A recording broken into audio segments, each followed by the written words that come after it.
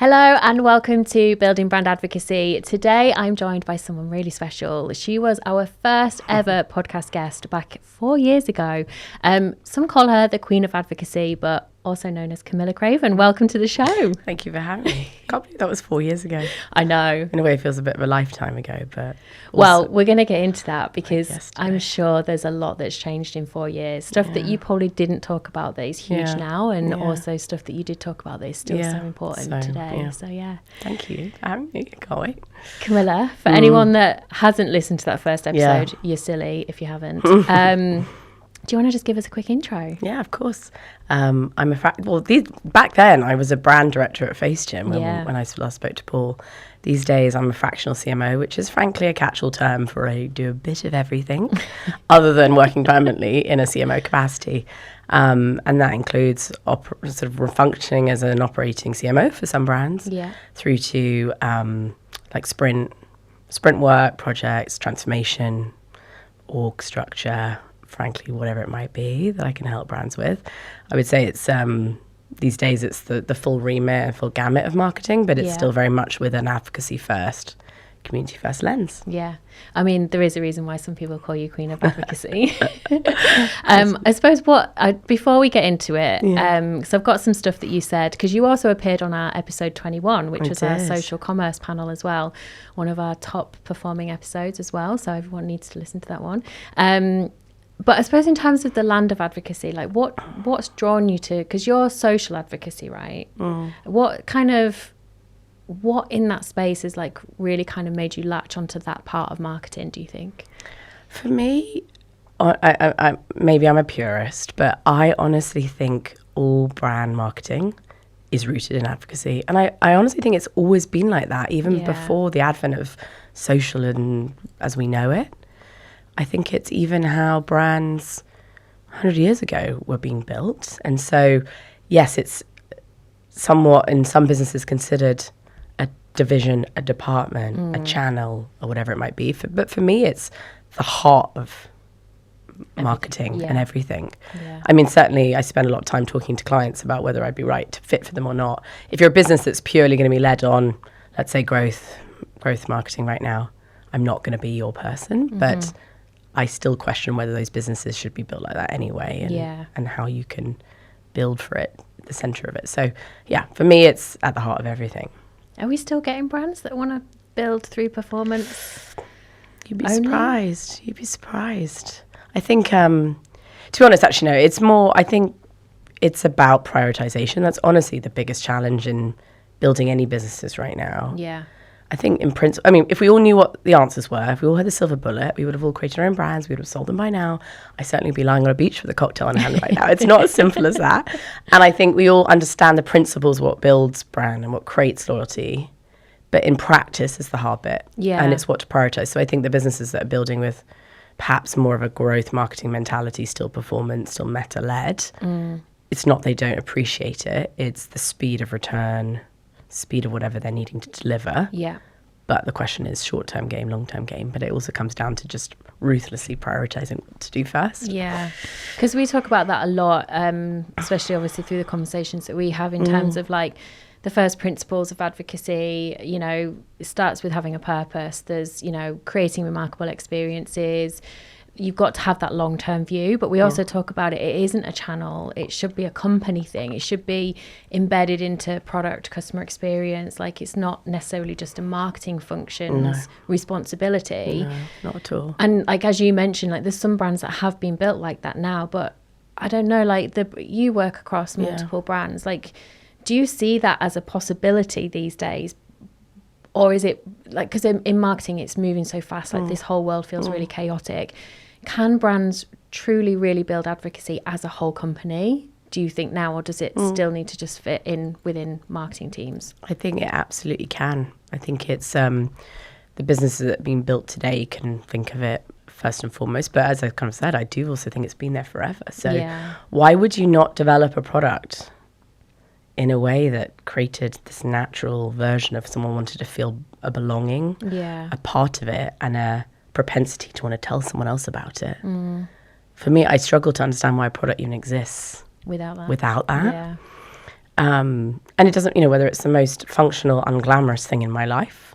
In fact, funny enough, the most unglamorous functional things in my life right now are the most important things to my life. They're probably what I talk about the most and advocate for the most.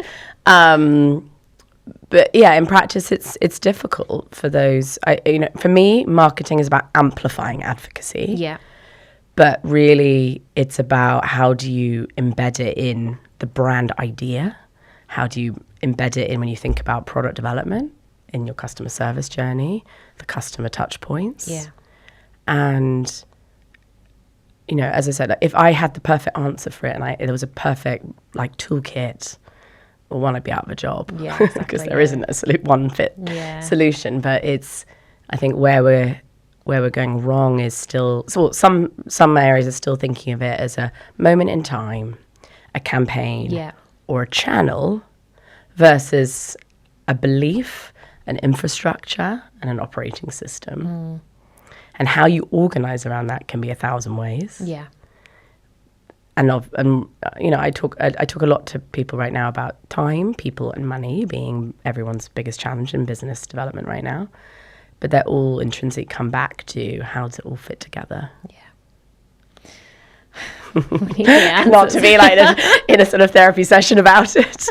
I'm going to touch on some of that stuff, but I wanted to, obviously, as we've mentioned, the first ever one and then the social commerce panel. So I wanted to have a quick look back on some of the things that you've said. Okay, go on. This might be more of the therapy session. Yeah.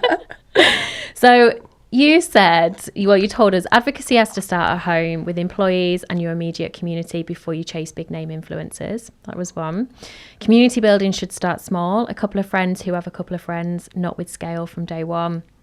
Any relationship with an influencer or person of reach should start authentically. Social media means any brand can reach anyone now, which levels the playing field against brands with bigger agency budgets. So I suppose just thinking about those three things, I mean, you've said so many brilliant things. In terms of how things have moved on in those 4 years, what do you think has held up? What's changed? Or has anything changed? In principle, I don't differ from any of those feelings. The biggest challenge has been how to, again, stay true to that. And it's very different if you were sitting in front of me as someone who's saying, I want to develop a brand, this is what I'm thinking, and we can build, that's almost like a day one. But when you're talking about businesses that have been around forever, structured in a certain way, or actually a lot of businesses going through total restructures of how they're doing them from a people perspective. Yeah. There's that pressure. Like back then, I spent most of my time trying to convince of the power. These days, I don't have to do any of that. It's great, that bit. The challenge is everyone's got an opinion. Everyone's an expert. There's the desperation to want to get it right straight away and the speed of which to take advantage of it. And so, those three things I said, I stand by 100%. But in practice, some of it can be quite hard because if I said to any new brand or even any established brand right now or a brand that was stalled in their growth, got to go back to basics, start pure authenticity, start with a few. That's just not going to cut it right now. No. But the piece that I 100% have never changed is advocacy starts at home. If you don't have a business, and I don't mind whether that's a founder of one employee or millions around the globe, if you don't have that internal belief internally and you can't articulate that belief, many businesses have an incredible culture with an incredible advocacy, but they're all going off saying different things about that business.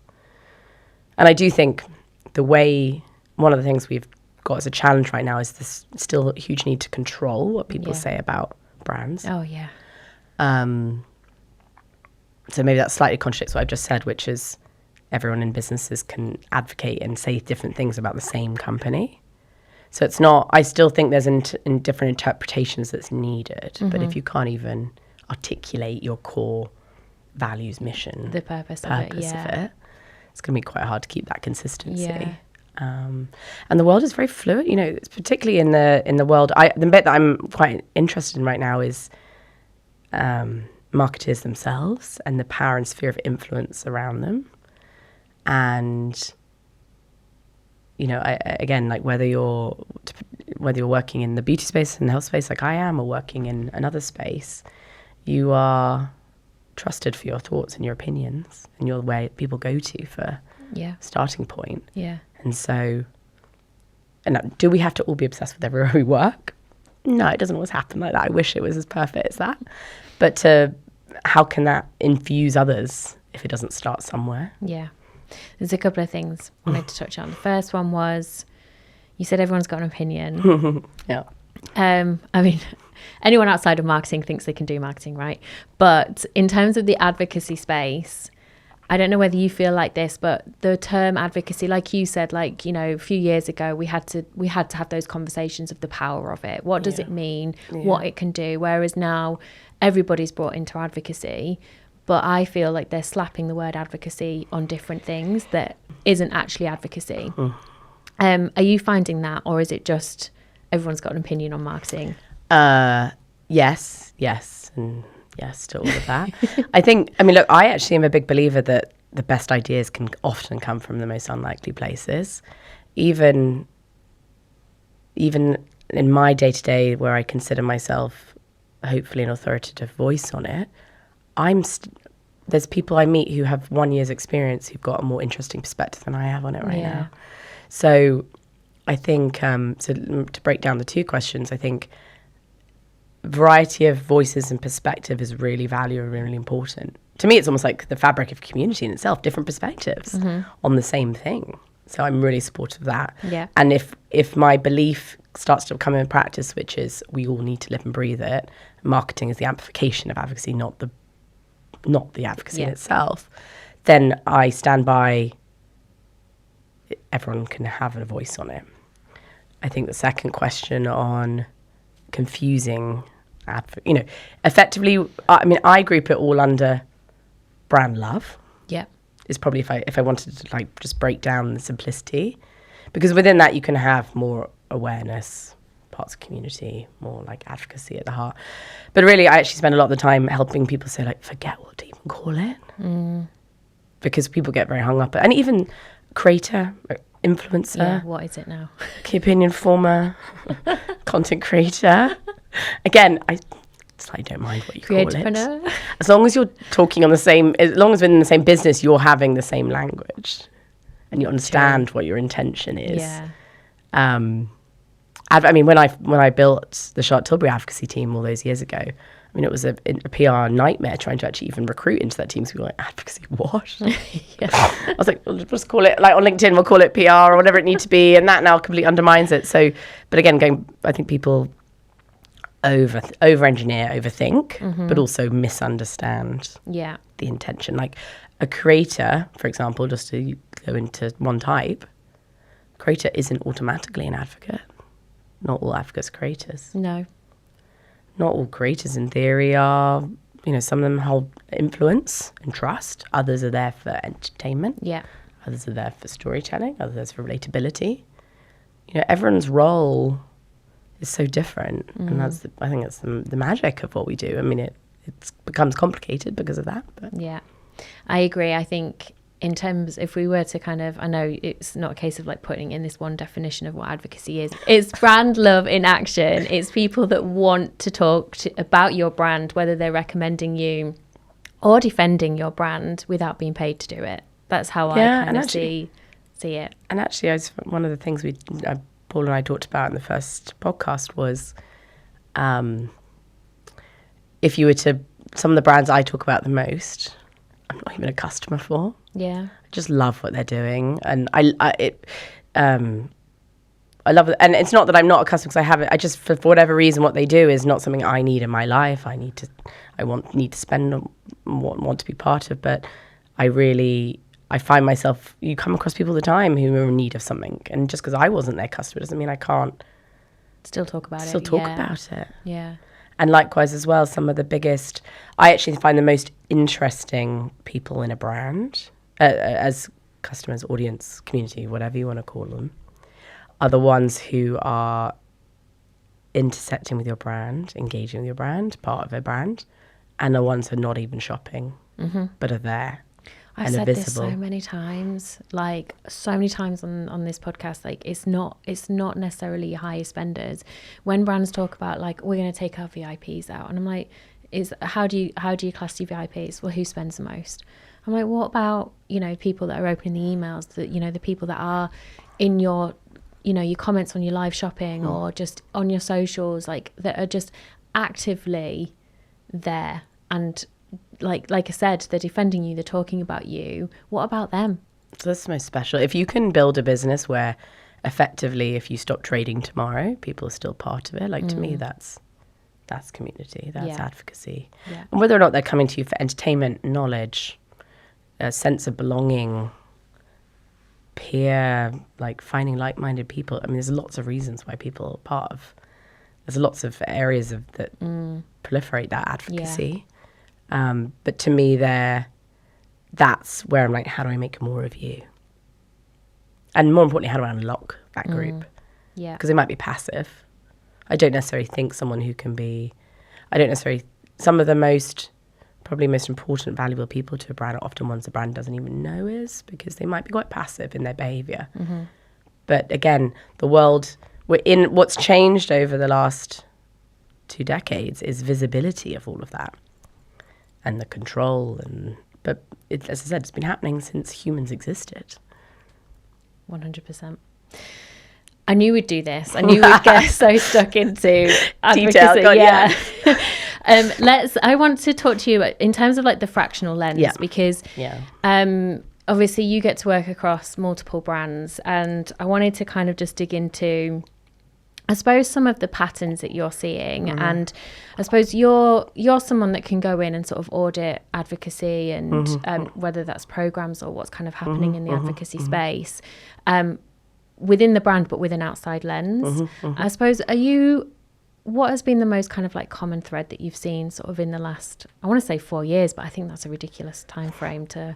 I think it's fair. I think it's operationalizing, like the operational layer behind it. As I said, I think we all have the right intentions and we all roughly know what we need to be doing, but it's physically rebuilding to do that. The clients, I mean, I intentionally try to structure my portfolio of work that I'm doing, which is from pre-revenue brands right up to household names. Yeah. And each of them could learn from one another, part of it. It's a lot easier to build it in something that doesn't exist right now. It's a lot harder to put it into something that's much more established, but likewise, the more established has years worth of brand love, just needing to figure out where it is and how to build it, bring it together. Yeah. The most common discussion, I mean, I could probably boil down the conversation I have to like 2 or 3 all the time, which is, how do I physically do it? Where do people sit? Who do people report into? Who owns what? Yeah. How do I think about the P&L to support that layer? And again, like the purist side of me would say, I don't care where your team sit, what their titles are, who they report into, as long as you think about the system in the right way and you build it as an infrastructure behind the business. Yeah. I think it's still, and I know this is an easy thing to say versus do, and it's easy to go out the vice versa doing it yourself, but with all the best intentions of the world, we have one customer, or like effectively think about one customer, one journey, and yet we're building for like 5 or 6 different things internally that are not talking to one another. And even in the small businesses, which have a couple employees, are still trying to keep that together is hard. Because they're thinking of, 5 different platforms, 15 different tools. Yeah, you're not thinking of that one human. Yeah, and you can have a business. Some of the businesses that where I work with businesses who have very crystal clear on what they are here to do and what their joint business plan, KPIs are, goals are as a business. Even if you're very clear on that and centrally all pulling together for one objective, you still have individual KPIs, individual agendas. And so naturally things can start to pull apart. Whether or not I was a CMO in a brand or fractional as I'm doing it, or frankly, even basically whoever's at the top that has to worry about everything. And in practice, that's hard to do because you can't be in everything and you can't be putting it together all the time. And you can have a team who have the right intentions, but not forgetting it's one customer with one journey. And the challenge is not all of them are going to have the same journey. Someone might discover your brand, see everything in one piece of content on TikTok, and that is the start and the end of their shopping journey done. Others might be hearing about it, seeing an ad, landing on a site, seeing it in retail. So, we can't control all of that. But ultimately, building for relationships and building for that bigger picture is the pattern recognition that I think can help. Yeah. I think as well, and then the second piece to that is then like tools, systems, data. So often I see that being put in to solve problems rather than solving the behavior at the heart, or solving for the strategy, or not building for the outcomes, first and foremost. Yeah. I mean, if I could show my frankly, if I could show myself when I started my career, but if I could show myself probably around the 2016 era, what exists right now for systems, tools, platforms. Oh my gosh. I would have cried with happiness. Now I'm in the challenge where and in fact, I ran an RFP quite recently for a brand to build them an advocacy and social sort of stack of sorts. Yeah. And even me as the buyer, who knows the industry very well, it was really difficult. Wow. Because you've got incredible, for one, the advent of AI has just exploded technology, but there's functionality that I see in so many different tools, which I'm like, oh my gosh, I want that. Yeah. But how do you layer it on together? And it's all got a bit complicated. And you also, ultimately, it all comes down to adoption by the team. So it's finding the balance, and not just adoption by the team, but also understanding at the C-suite and understanding at investment level. I could build you the most beautiful, the most beautiful system of everything that talks to one another, but if the team just aren't using it day to day, then it might as well not have anything. Exactly, yeah. So it's that fine balance between starting small, layering on, building for outcomes and behaviors, and then finding the solution. Okay. Would you say that's kind of, if you were to look at day one in a brand, I know it's difficult, every brand's different, particularly if you're looking across that whole kind of suite from startup to legacy. What would you say day one looked like in terms of the advocacy space going in, and sort of what are those conversations? Day one, regardless of the brand size. Regardless of the brand size, and then thinking about the next few months. Yeah. For me, it's listening to start with. Like seeing what is going on, what's the status, and I don't mean just listening to team, but listening to customers, seeing what exists, what are you working with to start from? Because I often, I'll get brought in to say, we need to suddenly develop X amount more output, or X amount more people, or we have X more budget ready to go, or we want to change the reverse, we want to make it a more efficient channel. You can't do anything until you know what you're working with, and often it's too reliant on one data metric, and people assume it's either not working or working, or something exists. So my first job in anything I ever do, regardless of the size, is just listen, observe, and explore and see what's going on, and seeing what's happening naturally without you having to. As I said, the marketing team for me is the incentivization, the proliferation of that advocacy. But what's happening if we did nothing, if we all just stopped, and the site and the brand just kept trading tomorrow, and all channels turned off, what is naturally happening anyway? Interesting. And then build from there of what's then needed. Yeah. How are brands measuring advocacy? All sorts of ways. How should they be measuring advocacy? Oh, again, it's so depend on the business. But for me, there is a level of attribution and efficiency that we can all determine off our work right now. But again, what I'm seeing so much of a challenge of is I hear, if I had a penny for every time someone said that didn't work. And I say, well, what didn't work? That didn't drive sales. That didn't drive clicks. That didn't drive... it could be any form of action. But for me, and if advocacy is done well, it might not drive a click. It might do nothing visibly, but I know it's done something. And so there's always going to be that balance of head and heart, data and behavior. And customers, we're in a world right now where everyone's decisions on purchasing goes from, or if anyone's like me, goes from totally overthinking everything to so impulse. Yeah. All in the space of 3 seconds. That is me. You know, I'll literally, like yesterday I was trying to buy something and I had put stuff in my Amazon box and I was trying to find it cheaper, then I was trying to find it better, and it was like, you know, going in a bit of a spin. And then the next minute I just like suddenly bought something that I didn't even think, it wasn't even something I knew I needed, just there it goes.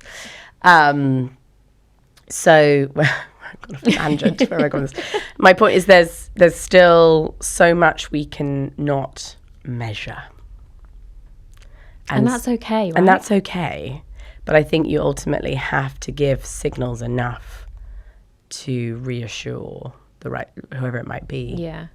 But again, I think that, like, let's just go back to let's go to basic. Let's say you did we're doing a influencer paid campaign of sorts. Yeah. You could take the exact same message, exact same look and feel of a creative with 2 content creators who are exactly the same size, and they're both going to perform very differently. Mm-hmm. And it doesn't mean one is a failure and one is a success based on numbers alone. Mm-hmm. Are you still finding that conversation of like advocacy, community, that space is still a challenge with the CFO? Yeah, for me, the CFO conversation is always going to be a challenging one. It's not a CFO, it's investors, it's founder. And frankly, it's even me leading the team. You know, I want to feel confident in and have conviction on the decisions we're making. Yeah. And testing. Yeah. I'm not convinced with all the technology and everything that I can't even dream of. Let's say we're sitting here in 5 years' time. I still don't think we would have cracked it fully. Why? Because I think human belief, human interaction, decision making is not linear, is not fully, like, unless you were having a conversation with everyone that's ever engaged in something. So I think there has to be the trust in it there and the overall, like, other markers you can use for intent. Yeah. I suppose if you think about 5 years' time from now, we're going to have almost 2 bigger generations, the Gen Alphas and then the Gen Betas coming up, our kids. So let me give you an example. Like if the social media ban, which we're not going to talk about, goes into effect, that fundamentally changes a huge group of... Massive, yeah. And for argument's sake, let's say that turned off tomorrow and let's assume the ban was fully effective. Doesn't mean we're not stop marketing to those people. Mm-hmm. And if we go back to marketing 20 years ago, one-to-one, mainstream media, it was hard to determine effectiveness. So I think there's this also feeling that we have to determine, be able to measure everything. And yet, for many years, we were marketing without much of that at all. It was very one-sided. Yeah. So I also think there's that expectation is unrealistic. And I think there's this assumption that with social media platforms, data that's available to us, scraping a back end, API integrations, it's going to give us everything. But we'll only be able to do so much. Yeah. So much we could talk about on that one. I wanted to chat to you about the whole kind of, I suppose you've already mentioned it. There's influencers, creators, but then you've also got macro, micros, nanos, and you wrote about, and correct me if I'm wrong, about Mac putting Martha Stewart on their "I Only Wear Mac" campaign, which was an unlikely pick, right? I suppose in terms of your line of work, what do you think was not wrong with that, but where did that come from, that in terms of why you wrote that, do you think? So I think my thesis on Martha Stewart was it was genius but unexpected. Yeah. I think, again, it comes to the brand and the nuance of where you are, but if I had just shut my eyes and thought for a minute, what's Mac going to do next? That wasn't what I thought they'd do next. When I first read about it, I was like, huh. And then all of a sudden, it like clicked for me. what I think was genius about it, and it's regardless of whether Martha Stewart's household name or an unknown but a version of Martha Stewart, is we all think we know what the end customer is, but it varies in buckets. And so bringing that to life in a fabric of your community. I actually, what I wanted to say about Mac, and like, as you said, around how it was a move that you just wouldn't have expected, I actually think they're quite a fascinating team in terms of how they structurally operate, and they operate in these culture pods. And I think that's just such a, and I think that allows them to move, one, at a fast rate, but also be able to kind of pull out not these stunts, but these kind of moves where you're like, oh my God, I wasn't expecting that. And I think they're a masterclass in reinvention right now. Yeah. And I've got to give a shout out to Emily Bromfield, who was my boss at Charlotte Tilbury. She hired me there, and she's currently running global marketing there over the last year and a half, I think, or so. Yeah. And that's a brand that, for me, was losing its way. No lack of love and disrespect to those running it before, but and I think it's turned. They really stay true to who they are right now, but they come out with the unexpected, but they are thinking of very different ways to bring it to life. And you can see that in the results if we were to measure on more traditional EMV and share of voice right now, and market share. Do brands still use EMV? Yes, many do. Some still die on the cross of EMV. Interesting. But I'm it has a place for me as well, but it's a temperature check. Yeah. It's a signal. Yeah. It's not your something worked or didn't. Okay, sorry. I knew that we'd kind of go off on all these little conversations. A few chapters. But yeah, let's go back to the macros and the micro kind of space, because I mean that shifted so much, even just in like the last couple of years.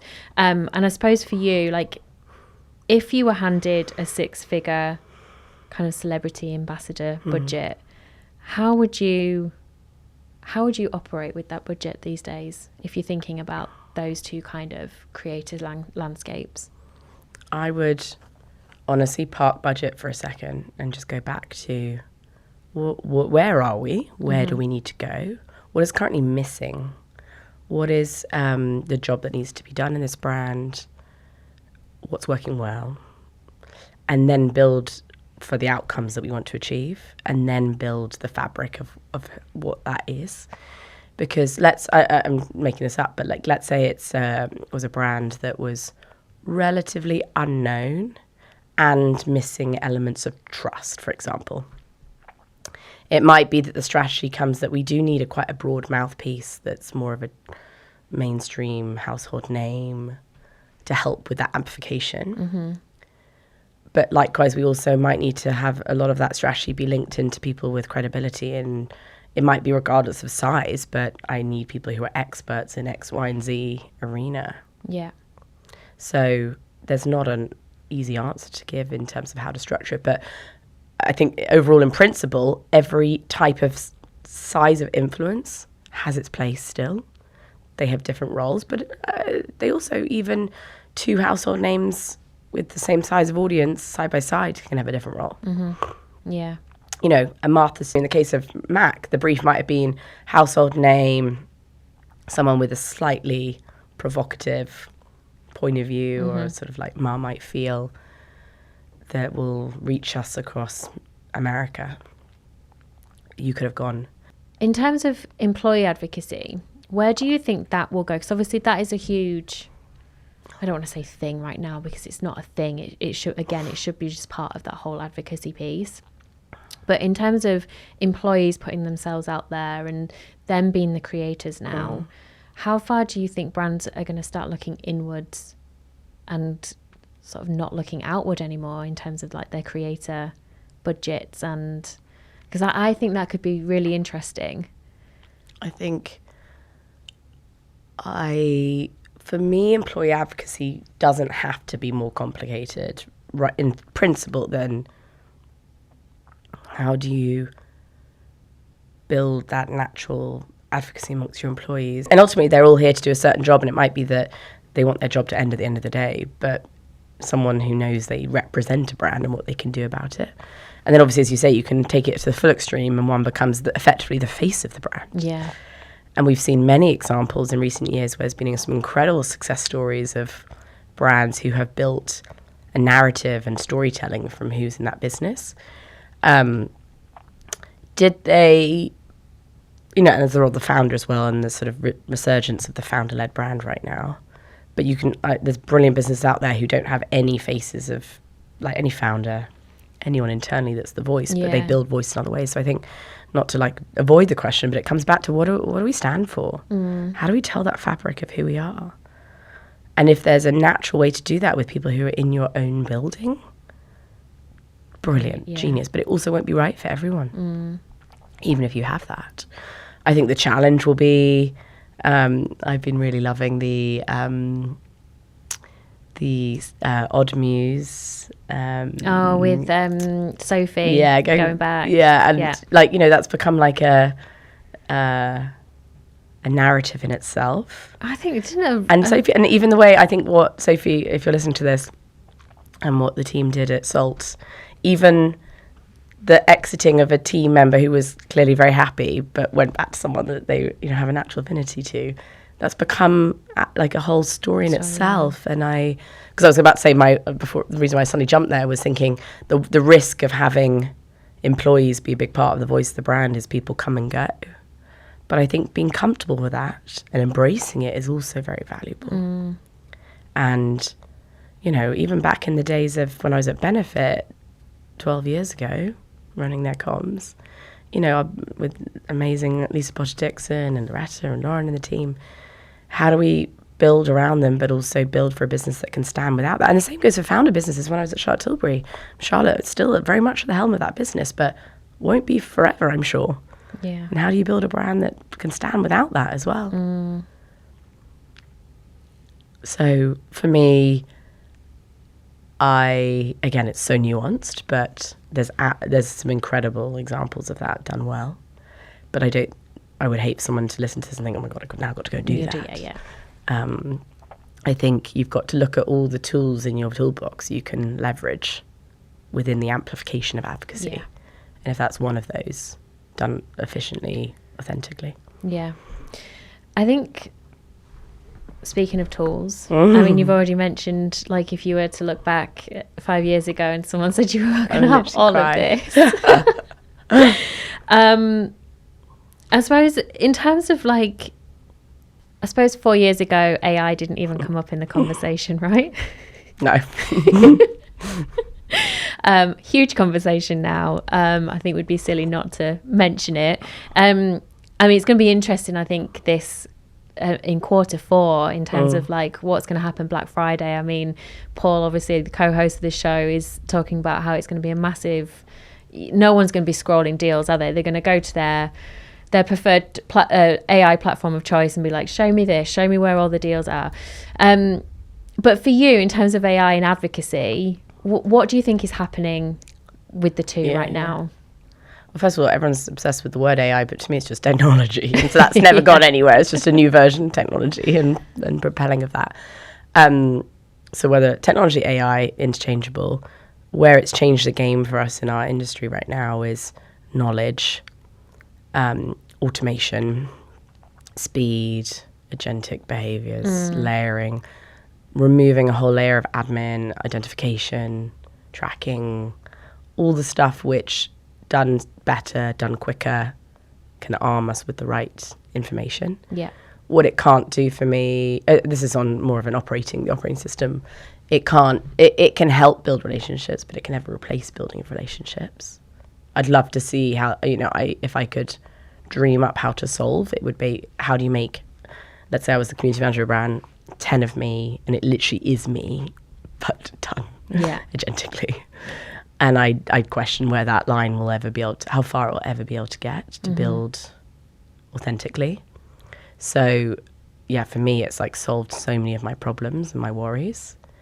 I also do, I mean, there is some of the fear of, not the fear, there's some of the assumption it will just solve everything. I don't think it will solve everything. And I think we've got to be realistic about what that is and not just take that as truth. Yeah. But leaning into it, embracing it, and using it in the right areas, and not using it where it shouldn't replace something else. Yeah. I think the challenge on from a ICP and purchasing as a CMO of the tools out there right now and systems is, it used to be very easy to determine what a product roadmap looked like for the next year and, commit to a 2-year contract. The world is moving so fast. I think even if I was to even sit and look in the eye of the CTO, they'd probably also not have quite all the answers for me right now of what that will look like. We're all building at speed. And so I think right now at least what I'm experiencing is kind of an overwhelm, because everyone's grabbing at what there is right now, trying to build really fast. I think what we'll see, if we were talking in a year's time, there'll probably be, I think there'll be amalgamation of systems, tools, AI technology that goes within it. I think we'll see some businesses not make it. I think we'll see others fold into other areas. But then also going back to the one customer piece, I can't ever behave with one customer if I have one that does my social listening, one that does my CX interaction, one that does my social monitoring, one that helps me manage. But then the downside, the one fear I do have about consolidation is, what I love right now is you have businesses they've got a superpower. And I talk a lot about superpowers of like individuals and systems and tools. Like, what is the one superpower? And if ultimately you could show me, here, Camilla, is a system that will do everything for you, I know you can't be the superpower will not be solving for everything. And so I also worry about that too. So I'm a bit stuck as well between wanting it all and not wanting that. But I think that's what we've all got to figure out. And I think most importantly, the ones that will thrive are ones who understand what it feels like to be the operator in the business as well, because you can come up with incredible features and platforms and whatever it might be, but in practice, what does it actually feel like? Yeah. Oh, it's an interesting, scary space, I think. And I think that's such a good point around being in the operator shoes. And I actually think that's not happened for a while. And that's the scary bit, because our space has changed so much. Yeah. And a lot of the businesses I talk to, the bigger businesses are thinking about what do they build of their own as well. And again, I have quite a strong feeling right now, which is build your own where it's relevant to help, more like your agents within that borrow from other technology and systems to bring that together, interpret it in a way that's useful for you as a business. But likewise, let's take, identification and monitoring. Like, there's businesses whose entire foundation is building that. We'll never rival that. So use what exists and, lean into the superpowers where it's needed. Yeah. But it also, I think, finding, we're all obsessed with the shiny new toy when it comes out too. Yeah. Me too. But again, it comes, there's probably where I have a lot of conversations, and what I think I'll continue to have a lot of conversation the next year will something get us 75% of the way and we'll only have to spend 25%? Or is going the extra 25% and investing going to really, but then have a challenge with adoption and usage is going to be the right answers? Yeah. Let's watch this space. You've mentioned a few brands already, but who's getting this right? Who's getting advocacy right now for you? I hate being asked this question, because for me, it's a bit of everything. I think that, and businesses are doing it in so many different ways as well, where I think it's genius. I mean, I actually, funny enough, the F&B space right now gets me the most excited. The Perfect Teds of the world, the Trips, the salts. I think there's a lot to be taken from that. I think that in the beauty space, I see moments of brilliance, but what I don't always see is it then filtrating across everything that they're doing. So yeah, it's almost like if I could make a bit of a baby of lots of different brands, I would. Yeah. Of each part of it. But I think it comes back to, I think a lot of brands are using it for fame, moments of fame, which is not to be undermined. But let's take in the TikTok and TikTok shop here right now. Everyone's talking about Dr. Malaxons of the world and the Medicubes and the Mediheals and the scale of which those businesses is just incredible. But then the challenge for me is then how do they build brand like legacy? Well, I wanted to just touch on this now you've mentioned it, because it might be slightly different to the angle that you were going to talk about. But TikTok Shop, for me, I think, is that not damaging? Because anyone can be an affiliate, anyone can be talking about brands on there. There's and I hate to say it because, you know, in terms of advocacy, you can't control the story, you can't control the messaging or what people are saying about your brand, but how it's being done on TikTok, I think particularly in the influencer space. I know I was speaking to someone a few months ago and they were talking about in terms of the brand that they worked in. She was like, we now can't work with certain influencers because of how our brand is being represented on TikTok Shop. And I just found that super interesting, because have you seen any kind of conversations like that where it's almost not damaging the brand, but it's almost kind of separating the brand out a little bit? So I definitely am in the camp of thought that if you're concerned about brand dilution and control, then you don't have a crystal enough brand in the first place and like a strong enough foothold to work from. Because again, I'm not going to be always right, but my view is this has been going on for many years, since humans existed, and we couldn't control what people were saying. I couldn't tell you what someone at school gates was saying to a fellow friend was telling someone about. Yeah. We're just building very visibly now and very publicly. Put it this way, in the last 2 years, of all the brand, I've done maybe 40, I can't remember now maths, but like 50 brands in the last couple of years. I can only think of 2 instances where and 2 pieces of content that I've said, that is now not okay, not what I want. And that was honestly like a clickbaiting style of like using like this brand's been cancelled to try and get attention. The rage bait. That kind of thing. Beyond that, for me, I'll always, I think, be in the camp of diversification of voices and opinions and thoughts can only bring richness to a brand. But it's probably one of the biggest challenges in particularly in the premium prestige heritage brand space right now, of how to do that. And I also wonder why some of the influencers then, I would say probably more like the micros, the mega ones, don't associate themselves with TikTok Shop. Because I think that was the interesting point as well. It's kind of like they're not doing that kind of like lo-fi UGC. Why are they seeing it as, I'm not gonna be doing that?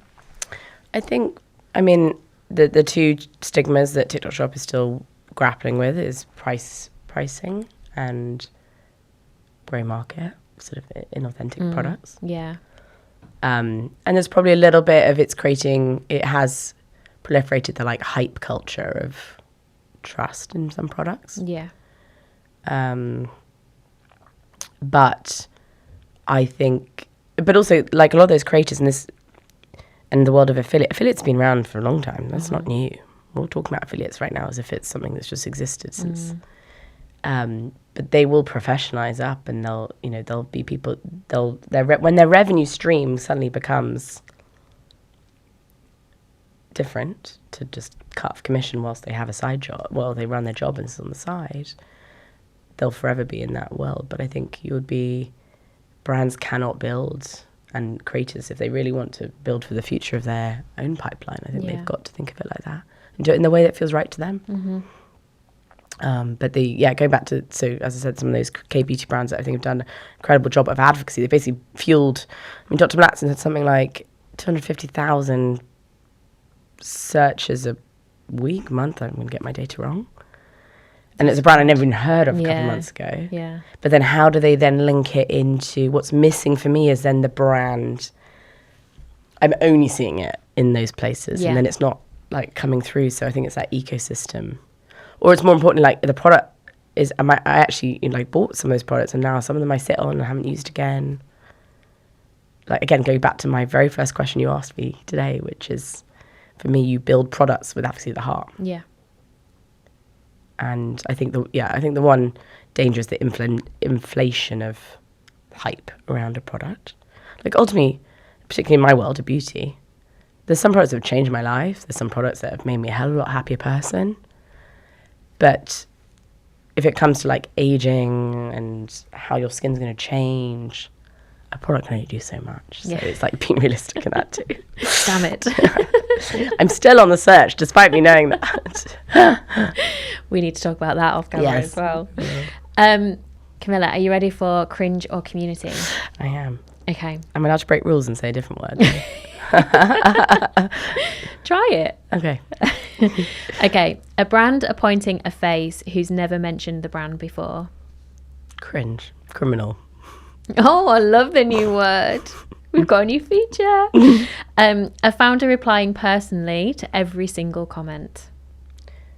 Community, but it doesn't have to be the founder. I don't think it has to be the founder. Who else? Anything authentically representing the brand, or frankly could be perceived as the founder. I mean, at Charlotte Tilbury, for years we used to reply to DMs as if it was Charlotte.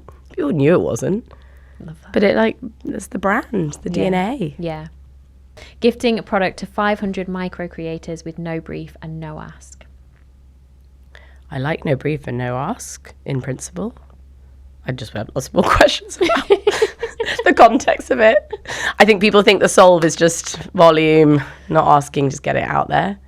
So as long as it's for the right reasons. But yeah, I'm a big believer of getting product in the hands of people and letting them interpret as they wish. Yeah, so more community than cringe. Yeah, of course.